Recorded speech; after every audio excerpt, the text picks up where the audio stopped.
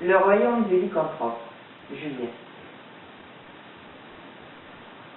Comme c'était la veille du 14 juillet, vers les 4 heures de l'après-midi, je descendis dans la rue pour aller voir les salles de danse. Guillaume Apollinaire.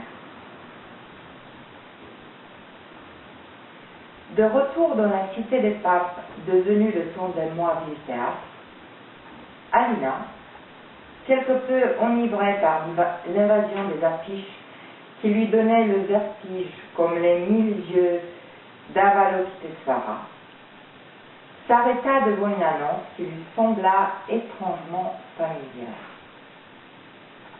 L'affiche, qui portait le titre « Le royaume du lycanthrope », mettait en scène un énorme et méchant loup-garou, dévorant un chevreuil, dévorant à son tour un chou frisé. Le spectacle était prévu à minuit précis, dans la cour où Alina s'était arrêtée pour se reposer 2 mois auparavant, derrière la tour de l'horreur. Inquiète et intriguée, Alina se présenta le temps venu à la billetterie, tenue par un bout de femme très maigre, aux yeux tristes et fébriles. Dans la cour qui mesurait environ 70 mètres carrés, le public s'était déployé autour de l'escalier qui montait jusqu'à la tour et qui faisait office de scène pour la représentation.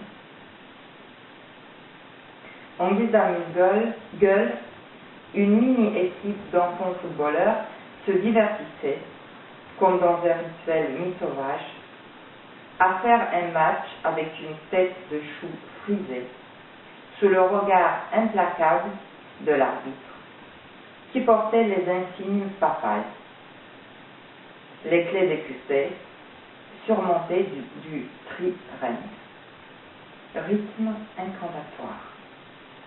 Chou, chou doux, chou frisé, je te mangerai, je te dévorerai.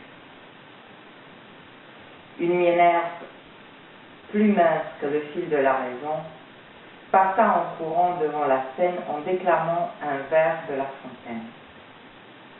Cet homme, dit-il, était planteur de choux, et le voilà devenu pape.